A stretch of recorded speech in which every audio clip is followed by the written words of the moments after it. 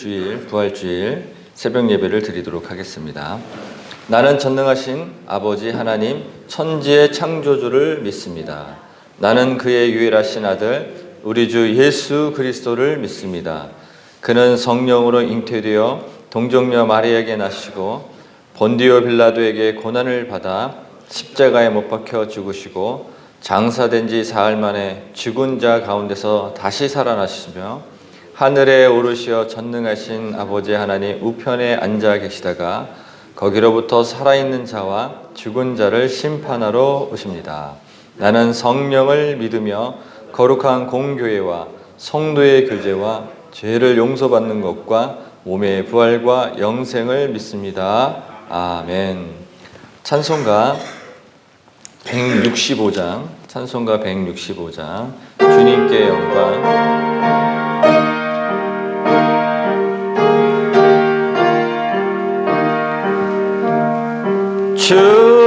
주님께 영광, 다시 사신 주, 사망 권세 모두 이기시었네. 흰 옷 입은 천사 돌을 옮겼고 누우셨던 곳은 비어 있었네. 주님께 영광, 다시 사신 주, 사망 권세 모두 이기시었네. 부활의 주님 나타나시사 두려움과 의심 물리치셨네. 주의 교회 기뻐 찬송하여라. 다시 사신 주님 죽음 이겼네. 주님께 영광, 다시 사신 주, 사망 권세 모두 이기시었네. 생명의 임금 영광의 주님, 주님 없는 삶은 헛될 뿐이라. 주의 사랑으로 세상 이기고 요단 건너 번역하게 하소서. 주님의 영광, 다시 사신 주, 사망 권세 모두 이기시었네. 부활하신 하나님 아버지, 부활을 주관하신 하나님 아버지, 그 모든 것의 주인 되시는 예수 그리스도, 오늘도 우리에게 새벽을 여시고 주님의 영광을 바라보게 하시니 감사드립니다. 하나님, 모든 사망 권세 이기신 주님을 바라보는 주일이 되게 인도하여 주시옵소서. 감사드리며 예수 그리스도 이름으로 기도드렸습니다. 아멘. 오늘은 마가복음 16장 1절에서 11절까지 보겠습니다. 마가복음 16장 1절에서 11절 말씀입니다. 안식일이 지남에 막달라 마리아와 야고보의 어머니 마리아와 또 살로메가 가서 예수께 바르기 위하여 향품을 사다 두었다가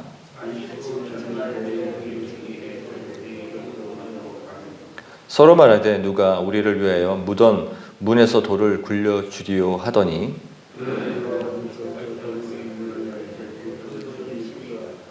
무덤에 들어가서 흰 옷을 입은 한 청년이 우편에 앉은 것을 보고 놀라매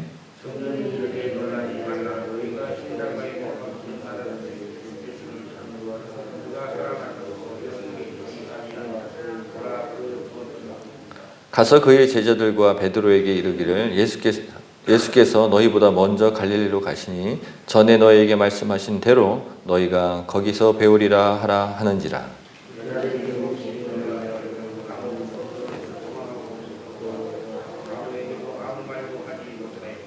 예수께서 안식 후 첫날 이른 아침에 살아나신 후에 전에 7 귀신을 쫓아내어 주신 막달라 마리아에게 먼저 보이시니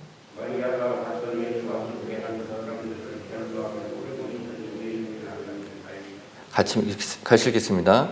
그들은 예수께서 살아나셨다는 것과 마리아에게 보이셨다는 것을 듣고도 믿지 아니하리라. 아멘. 우리가 신앙생활을 하면서 꼭 점검해야 될 3가지가 있습니다. 첫 번째는 뭐냐면 내가 나의 죄를 대신해서 구원을 이루신 이가 예수 그리스도인인지라는 구원의 신앙을 꼭 점검하셔야 되고요. 두 번째 점검하셔야 될 때는 건 뭐냐면 오늘 부활하신 이 사건에 대해서가 온전한 믿음을 갖고 있는가라는 신앙을 점검해야 돼요. 그러면 부활 신앙을 꼭 점검하셔야 됩니다. 그 다음에 3번째 점검하셔야 될 게 이제 뭐냐면 재림입니다. 예수님께서 승천하신 이후에 다시 재림하신다는 재림 신앙을 온전히 믿고 살아가는가라는 것을 3가지를 꼭 점검을 하셔야 돼요. 그런데 만약에 오늘 이제 부활 신앙에 대해서 예수님께서 부활하신 이후에 모든 이제 사람들에게 그 진리를 선포하고 보이시잖아요. 그러다 보니까 그 전에는 어떤 부분만 이제 갖고 있냐면 예수 그리스도께서 우리에게 십자가의 사건을 통해서 우리의 죄를 사하셨다라는 이 사함에 대한만 갖고 있는 거예요. 그러다 보니까 거기에 머물고 있으면 어떤 일이 벌어지는지 오늘 또 본문을 통해서 확인을 해보도록 하겠습니다. 16장 1절입니다. 안식일이 지나매라고 했어요. 안식일이 지나매. 안식일이 지났다라는 의미는 어떤 의미냐면 그들이 그 전에 지켰던 안식일을 이야기하는데 안식일이 지나고 나자마자 누가 등장하냐면 막달라 마리아와 야고보의 어머니 마리아와 살로메, 두 마리아와 살로메가 가서라고 했어요. 가서. 그러니까 어디로 가느냐 봤더니 예수께 바르기 위해 뭘 사다 두었다? 향품을 사다 두었다가. 근데 이게 되게 재미있는 구절입니다. 어떤 거냐면 당시에 어떤 그 장례 풍습이 있었냐면 죽은 사람을 이렇게 부패하고 썩는 것을 방지하기 위해서 향품을 발라요. 향품을 바르긴 바르는데 여자가 바르진 않습니다. 누가 바르지 않는다고요? 여자가 바르지 않는다는 거예요. 그런데 지금 향품을 가져다가 바르려고 지금 사가지고 왔어요. 그렇죠? 사가지고 왔다는 얘기는 이들의 신앙의 정도가 되게 깊다는 것을 여기서 우리는 발견할 수가 있습니다. 여자가 만약에 죽은 사람의 사체를 발랐다, 만졌다, 그럼 부정한 여인으로 돼요. 부정한 여인이라는 얘기는 죄인으로 전락되는 겁니다. 그렇기 때문에 그것을 막론하고 향품을 사러 갔고 그걸 가져다가 바르기 위함이더라 라고 기록되어 있어요. 그렇다면 이들은 예수님을 얼마나 사모하고 사랑했는지를 알 수 있습니다. 내가 당시의 풍습대로 전통대로 죄인으로 부정한 사람으로 전락되고 내 삶에 어떤 여러 가지 안 좋은 일이 상황이 벌어진다 하더라도 그럼에도 불구하고 하나님을 사랑하는 예수님을 사랑하는 그 사랑을 넘어서 버린 거죠. 그 상황을 넘어서서 사다가 준비해 놨다라고 돼 있어요. 이것을 마가복음에 유독이 세 여인을 다 기록한 이유는 의도가 있습니다. 마태복음에서는 한 여인이 빠져요. 근데 마가복음에는 세 여인을 다 기록해 놨습니다. 그 이유는 뭐냐면 누구랑 대조를 시키냐면 사실은 제자들과 대조시키는 겁니다. 여인들은 그럼에도 불구하는 신앙을 갖고 있었지만 누구요? 제자들은 사실 여기에는 슬픔에 빠져서 울고만 있었거든요. 그러니까 한쪽에 이 여자분들은 그럼에도 불구하는 신앙이 안에서 막 사랑과 그런 것이 막 일어나는데 이쪽에서는 뭐냐면 예수님이 돌아가신 거에만 슬퍼서 울고 있는 상황을 대조시켜서 기록되어 있습니다. 2절입니다. 안식 후 첫날 매우 일찍이 해 돋을 때에, 그렇죠? 일찍이 해 돋을 때라는 이야기는 뭐냐면 우리에게 그러니까 마가복음에 마가가 의도적으로 찍은 게 뭐냐면 그냥 일찍이 무덤으로 가며라고 이렇게 기록을 할 수도 있어요. 그렇죠? 그런데 해 돋을 때라는 말이 되게 의미가 있습니다. 여기서 해 돋을 때라는 의미는 뭐냐면 우리는 더 이상 어둠으로 그다음에 절망으로 살아가는 신앙이 아니라 새로운 해, 예수 그리스도를 만나는 그 해가 새로운 해라는 뜻을 갖고 있어요. 그러니까 희망의 해가 되고 더 이상 죽음으로 사망 권세에 묶여 있는 게 아니라 이젠 희망으로 가는 것을 밝히는 해라고 영광의 해를 이야기하고 있는 거예요. 그러니까 무덤으로 가는 행위 자체가 이미 뭡니까? 우리에겐 희망이 있는 것을 이야기하고 그것을 의도적으로 기록했어요. 그래서 무덤으로 갔습니다. 그런데 3절에 서로 말하되 누가 우리를 위하여 무덤에서 돌을 굴려 주리오 하더니 라고 했어요. 지금 뭘 굴려야 된다고 했습니까?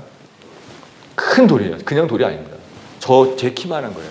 제 키만한 이만한 큰 돌이 있는데, 그런데 당시에 이제 그 돌의 그 무덤을 이렇게 뭐라고 할까, 이렇게 밀거나 아니면 다른 어떤 힘에 의해서 돌무덤이 치워지는 것을 방지하기 위해서 어떻게 됐냐면 밑을 팝니다. 이렇게 밑을 파요. 밑을 파가지고 돌을 탕 하고 넣어놨기 때문에 어떻게 되죠? 장정도 이거 못 밀어요. 밑을 파놨기 때문에. 그래서 여자 셋이서 이걸 믿는다? 그럼 불가능한 일이죠. 그런데 하나님, 예수님을 너무너무 사랑하는 마음에 향품을 샀어요. 그렇죠? 그래서 갔는데 가는 도중에 뭘 생각하냐면 걱정거리가 생겼어요. 그 돌무덤은 어떻게 치우지? 우리의 마음과 이 갈급하면 그 마음을 가지고 막 달려가는 중에 그 돌무덤은 어떻게 치우지? 하면서 생각을 했는데 그것은 땅의 생각이죠.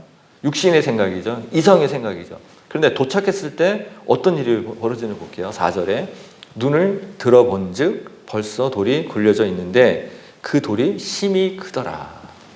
눈을 들어본 즉이라고 그랬어요. 자, 좀 전에 해가 떴다고 그랬죠. 그래서 눈을 들어본 즉이라고 그랬어요. 그러면 땅의 시선을 가질 때는 걱정거리가 있었지만 내가 눈의 시선을 하늘로 향했을 때는 어떻게 됐다? 돌은 이미 치워져 있었다는 거예요. 여기서 저와 여러분이 도전해야 될 게 있습니다. 내 시선이 땅에 머물러 있을 때는요, 돈 걱정하게 됩니다. 내 시선이 땅에 머물러져 있을 때는요, 육신의 걱정을 하게 돼요.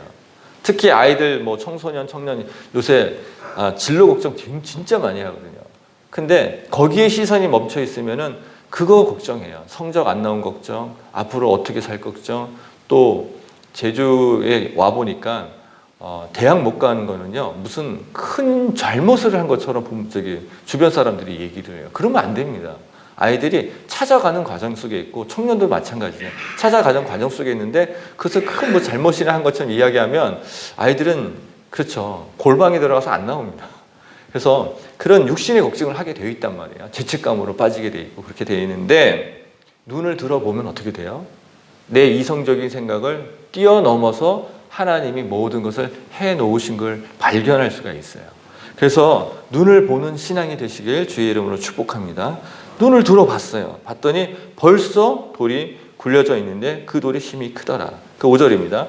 무덤에 들어가서 흰 옷 입은 한 청년이 우편에 앉은 것을 보고 놀라매. 누구를 만났죠?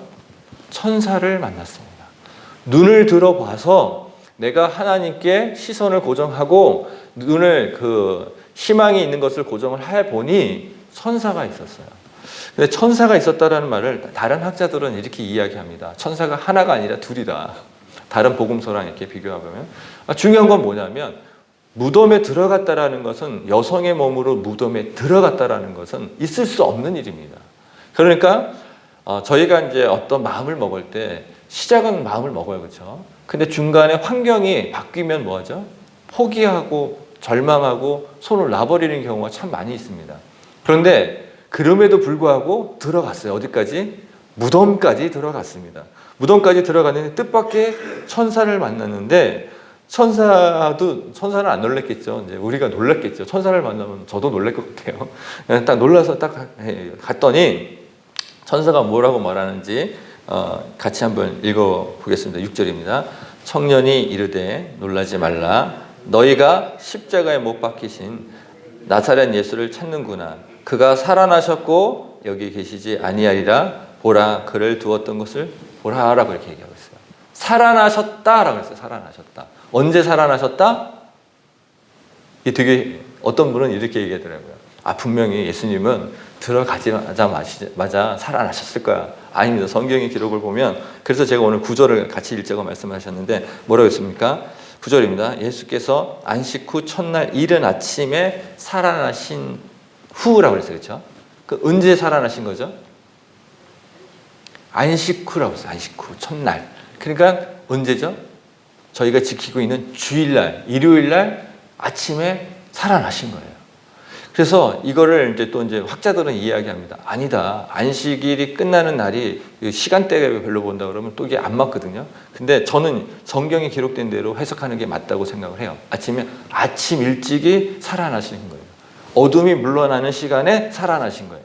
그러니까 이게 뭐냐면 어둠이라는 것은 성경에서 의미할 때는 사단의 어떤 권세 아래에 있는 걸로 표현을 하고 빛이 있다, 햇살이 돋았다, 아침이다라는 표현을 할 때는 뭐냐면 예수 그리스도의 영광이 드러나는 시간으로 그렇게 생각을 하시면 돼요. 그러면 예수님이 살아나신 것도 어떤 시간에 살아나셨다? 영광의 시간에 살아나셨다. 물론 다 영광의 시간에 하지만 특별히 이렇게 기록해 놓은 이유는 뭐냐면 햇빛이 있다, 빛이 있다라는 의미는 뭐냐면 우리에게는 생명이 있다는 것이고 우리에게는 영생이 있는 줄을 믿으시기 바랍니다. 그 시간에 살아나셨다는 거예요. 자, 그렇게 해서 뭐라고 얘기하죠? 예수님은 여기 계시지 않는다라고 얘기를 해요. 그래서 7절에 뭐라고 얘기합니까? 가서 그의 제자들과 베드로에게 이르기를 예수께서 너희보다 먼저 어디로 갔다? 갈릴리로 가시니 전에 너희에게 말씀하신 대로 너희가 거기서 배우리라 하라 하는지라. 자, 그럼 예수님은 지금 부활하신 후에 어디로 가셨다는 거죠? 갈릴리로 갔다는 거예요. 근데 다른 복음서에서는 예수님이 어디에 나타나셨습니까? 제자들이 모여 있는 곳에 나타나셨다고 기록되어 있잖아요. 물론 그러실 수 있어요. 그런데 마가가 복음서에서 가장 먼저 쓰여진 건 다 아시죠? 그렇죠? 근데 마가는 뭐라고 기억하냐면 예수님이 전에 말씀하셨던 대로 내가 3일 만에 부활할 후에 어디서 기다린다? 갈릴리 지역에 가서 내가 기다리겠다라고 그랬어요. 그러면 저와 여러분이 여기서 하나 좀 질문을 해야 됩니다. 왜 예루살렘을 놔두고 왜 갈릴리 지역에 가서 나타나시겠다고 말씀을 하셨는가라고 생각을 해야 돼요. 또 예수님이 나타나셨을 때 제자들에게 먼저 나타나셔야 되는데 왜 세 여인에게 먼저 나타나셨는가도 한번 생각을 해보셔야 돼요. 그러면 당시에 그 가장 미천하게 생각했던 거 죄송합니다만 당신은 여자였어요. 그렇죠? 그 1등, 2등, 3등의 추격기입니다. 1등의 추계도 안 껴요. 그러면 예수님께서 신앙을 복원시킬 때 우리의 형상을 보급시킬 때는 가장 하찮아라고 생각하는 사람들의 생각 거기서부터 복원을 시켰다라는 게 우리의 이 부활신앙의 가장 큰 어떤 은혜가 있습니다. 그러니까 우리가 하찮게 생각하는 사람들도 있죠. 우리가 하찮게 생각하는 여러 가지들이 있잖아요. 그런데 주님은 거기를 가장 뭐하다? 가기를 가장 먼저 회복시키려고 하시는 강한 의지가 일어나는 것을 우리가 볼 수가 있습니다. 그러니까 우리 마음속에 그런 게 있을 수도 있어요. 어떤 직업을 가지고 있느냐에 대해서 되게 하찮게 여기는 경우가 많이 있잖아요. 그렇죠? 또 자기 밥벌이를 못하고 있으면 또 뭐합니까? 밥벌이 못한다고 되게 하찮게 여기는 개들이 있잖아요. 그리고 또 뭐합니까? 또 몸이 불편하신 분을 되게 이렇게 좀 눈 아래로 보시는 그런 경향이 있잖아요. 자, 이런 모든 사람들로부터 하찮게 여겨지는 거기서부터 주님은 뭐하나? 복음을 주셨다는 거예요. 거기서부터 부활신앙을 주셨다는 것이 우리에게 큰 은혜입니다. 그 다음에 갈릴리의 지역은 어떠냐면 예루살렘 지역하고 갈릴리 지역은 뭐냐면 여기는 신앙이 좋은 지역, 이쪽은 뭐예요? 신앙이 바닥치는 지역. 그래서 뭐랑 같은 이방인 취급을 했던 지역이에요. 그리고 여기는 병자들이 많이 몰려 살고 있었던 지역. 또 이 지역은 또 어떤 지역이냐면 좀 죄인으로서 이렇게 피난가 있는 사람들 지역. 그러니까 이 지역에서 누가 날 수 없느냐면 메시아가 날 수 없다고 했던 이유가 뭐냐면 그렇게 이방인 취급하고 하찮게 취급받은 지역에서 나사렛 예수가 날 수가 없다는 거죠. 선지자가 날 수가 없다는 거죠. 그런 상식을 뛰어넘으신 분이 누구시다? 예수 그리스도이신 것을 믿으시기 바랍니다. 우리가 하찮게 생각하는 곳에 예수 그리스도께서 오늘 구원하시려고 마음을 두실 수도 있다는 거예요. 그렇기 때문에 우리가 이 땅 가운데서 구원받고 부활신앙을 가진 사람에게서 제일 경계해야 될 것은 뭐냐면 그가 갖고 있는 것이 크든 적든 간에 뭘로 보셔야 되죠? 그들이 갖고 있는 것이 크든 적든 뭘로 보셔야 됩니까? 그들의 영혼이 어디에 머물러 있고 생각이 어디에 머물러 있는지 저희는 그걸 확인을 해야 돼요. 그래서 제가 목사가 된 이후로 정말 많이 인생이 바뀌었습니다. 그전엔 잘 안 바뀌었어요. 근데 죄송합니다. 그전에 잘 안 바뀌었어요. 근데 목사가 된 이후요, 훈련을 받다 보니까, 하나님께 훈련을 받다 보니까 정말 생각이 많이 바뀌었습니다. 제가 제일 많이 바뀐 건 뭐냐면, 사람을 볼 때요, 그가 갖고 있는 부귀영화, 이걸 안 봅니다. 그분이 갖고 있는 영성을 봐요. 그래서 제가 아까 세 가지 척도를 말씀을 드렸죠. 첫 번째, 시작할 때 뭘 본다고 그랬죠, 제가요? 그분이 정말 구원의 신앙을 갖고 계신지. 두 번째, 부활 신앙을 갖고 계신지. 세 번째 뭐요? 재림에 대한 신앙도 온전히 갖고 계신지. 이 척도를 가지고 바라봐요. 그러니까 뭘 안 보냐면 그분이 뭐 잘 먹고 잘 사는 이걸 보는 게 아니라 그러한 신앙을 갖고 있는지 우리는 봐야 돼요. 왜? 예수님도 이 땅에 오셔서 그렇게 부활하신 후에 그것을 점검하셨거든요. 그렇다면 보세요. 10절입니다. 마리아가 가서 예수와 함께 하던 사람들이 슬퍼하고 울고 있었어요. 그 사람들에게 가서 이 일을 알리매라고 했어요. 뭘 알린다고요? 예수께서 부활하셨다. 그리고 예수께서 먼저 어디? 갈릴리에 가서 기다리신다 라고 알렸어요. 그런데 11절에 뭐합니까? 그들은 예수께서 살아나셨다는 것과 마리아에게 보이셨다는 것을 듣고도 뭐한다? 믿지 않았다. 듣고도 믿지 않습니다. 이건 엄청난 사건이죠. 듣고도 믿지 않았다. 그럼 누구는 믿었다는 얘기예요? 두 마리아하고 살로메의 세 여인은 그걸 믿었다는 거예요. 근데 반대로 뭐예요? 제자들은 믿지 않았는데 제자들은 다 뭐죠? 성별로 따지면 남자들입니다. 그래서 여자들은 다 믿었는데 남자들은 안 믿었다가 이게 되어져 버릴 수도 있는 거죠. 자, 그렇게 되어졌는데 그 사건을 일부러 기록한 마가는 의도가 있습니다. 어떤 의도가 있느냐면 예수님의 제자들은 예수 그리스도가 살아나셨던 소식을 듣고도 복음을 듣고도 믿지 않았다. 그럼 도대체 왜 믿지 않았을까요? 복음의 소식을 들었어요. 첫 복음의 소식은 뭐냐면 예수 그리스도께서 살아나셨다라는 것을 부활신앙의 첫 복음이었습니다. 그런데 왜 그들은 왜 믿지 않았을까요? 이유가 뭘까요? 장로님 왜 그랬을까요? 네? 믿지 못하는 마음 때문에 질문을 했는데 다시 믿지 못했습니다라고 대답을 해주셔서 감사합니다. 믿지 못했던 첫 번째 이유는 뭐냐면요. 그 안에는 뭐가 있냐면 그들이 기다렸던 메시아가 아니기 때문에 그래요. 그들이 기다렸던 메시아는 죽으면 안 돼요? 안 죽어야 돼요. 그들이 기다렸던 그 그리스도는 뭐예요?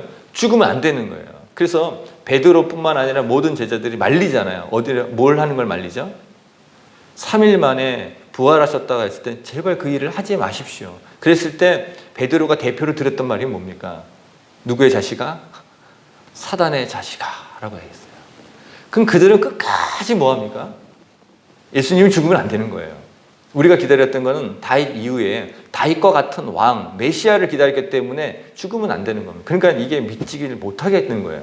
그리고 내 안에는 뭐예요? 그 현장에서 도망갔기 때문에 죽음 현장에서 도망갔잖아요. 도망갔기 때문에 그 상황을 제대로 보지도 못했어요. 그러니까 뭐에 빠져 있어요? 우리가 기다렸던 그 메시아는 다윗과 같은 그 왕과 같은 메시아를 기다렸는데 그가 죽었다니까 슬픔에만 젖어 있는 거죠. 그러다 보니 그들의 신앙은 어디에 머물러 있는다? 십자가 사건에서 죽은 사건으로만 그냥 머물러 있는 거예요. 그런데 예수님이 그들에게 이제 다 아시잖아요. 이제 갈릴리아 지역에 가서 그들의 그 절망된 신앙을 다시 희망의 신앙으로 바꿔버립니다. 부활 신앙을 다시 갖게 하고 다 갖게 합니다. 그런데 이 여인들에게 나타난 이 여인들이 결국은 이 교회에 아주 기초가 되는 엄청난 일을 합니다. 물론 나중에 제자들도 예수님이 나타나셔서 다 그 마음을 회복시켜 주시지만 이 여인들은 처음부터 믿었던 그 여인들은 어떤 일들을 하는지 잠깐 사도행전 1장을 좀 볼게요. 사도행전 1장 사도행전 1장 14절을 보겠습니다. 사도행전 1장 14절 같이 읽습니다. 시작. 여자들과 예수의 어머니 마리아와 예수의 아우들과 더불어 마음을 같이하여 오로지 뭐에 힘쓰다? 기도에 힘쓰다. 첫 부활을 경험한 그 여인들은 어디에 자리로 나가 있습니까? 기도의 자리로 나가 있어요. 이 기도의 자리에 나가면서 어느 사건을 하고 연결이 되냐면 오순절 사건하고 연결이 됩니다. 오순절 사건하고 연결되니까 뭐냐면 성령 받는 사건으로 연결이 돼요. 그러면 초대교회의 기초가 되는 것은 뭘로 시작이 됐다? 부활신앙과 재림한다는 그 신앙이 더해져서 기도할 때 그 우리 초대교회의 시작이 되었다는 겁니다. 그러므로 말미암아 저희가 오늘 말씀을 이제 정리하면 이렇게 정리할 수 있습니다.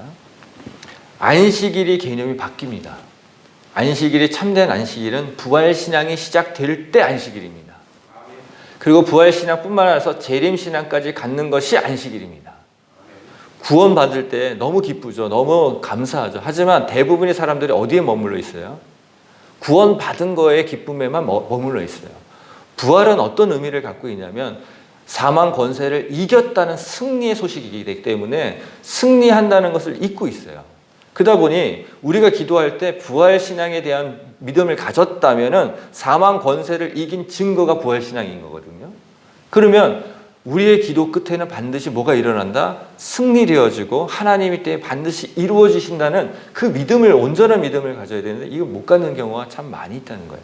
그래서 우리 이 아침 새벽 예배에 오신 여러분들은 이런 복을 받으시기 바랍니다. 또 유튜브로 방송을 통해서 들으시는 분도 동일한 복을 받기를 축원합니다. 부활신앙은요 절대 패배가 없습니다. 반드시 승리해요.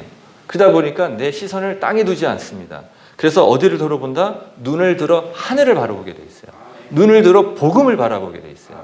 그래서 나의 생각이 자꾸 땅에 머무를 때 어디를 보셔야 돼요?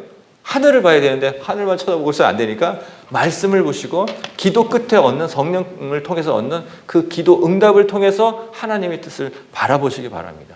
그러면 반드시 승리하는 것을 우리 삶 속에 하나님이 선물로 주실 줄 믿습니다. 그러고 나서 또 확인하게 되는 게 아까 재림신앙이라고 말씀드렸습니다. 재림신앙이 뭐냐면 그 사이에 할 일이 있다는 거예요. 할 일이. 부활신앙은 승리라고 말씀을 드렸어요. 그렇다면 재림신앙은 뭐죠? 기다리는 겁니다. 예수님이 오실 때까지 다시 기다리는 거예요. 기다리는 것은 그 사이에 어떤 일을 해야 된다?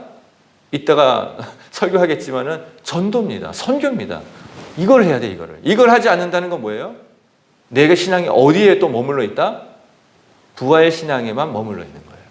재림신앙까지 가지고 있는 사람은 어떻게 해요? 그 사이에 내가 해야 할 일을 한다는 거예요. 멈추지 않는다는 거예요. 누구처럼? 예수 그리스도처럼, 제자들처럼, 많은 우리의 신앙의 선배들처럼 전도와 선교의 사명을 온전히 해간다는 겁니다.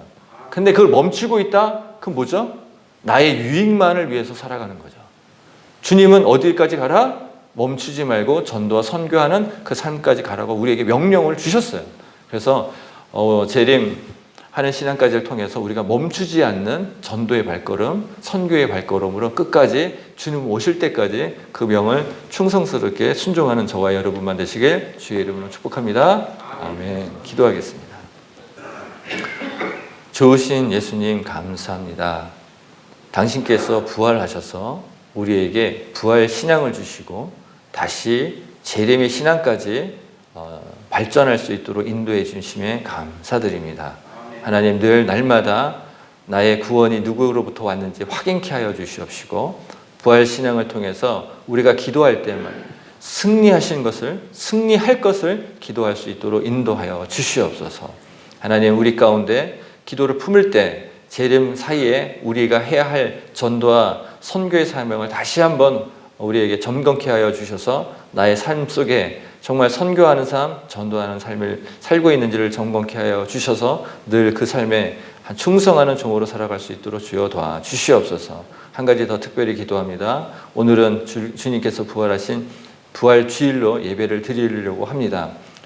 조금 후에 많은 성도들이 이곳에 몰려올 때 하나님 이 부족한 종이 그 구원의 신앙과 부활의 신앙과 재림의 신앙을 선포할 때 많은 이들이 참된 신앙의 회복이 되는 참된 안식을 얻는 그러한 시간이 될 수 있도록 주여 도와주시옵소서. 감사드리며 예수 그리스도 이름으로 기도드렸습니다. 아멘. 하늘에 계신 우리 아버지 아버지의 이름을 거룩하게 하시며 아버지의 나라가 오게 하시며 아버지의 뜻이 하늘에서와 같이 땅에서도 이루어지게 하소서. 오늘 우리에게 이러할 양식을 주시고 우리가 우리에게 잘못한 사람을 용서해 준 것 같이 우리 죄를 용서하여 주시고 우리를 시험에 빠지지 않게 하시고 악에서 구하소서. 나라와 권능과 영광이 영원히 아버지의 것입니다. 아멘. 오늘 전에 드렸던 말씀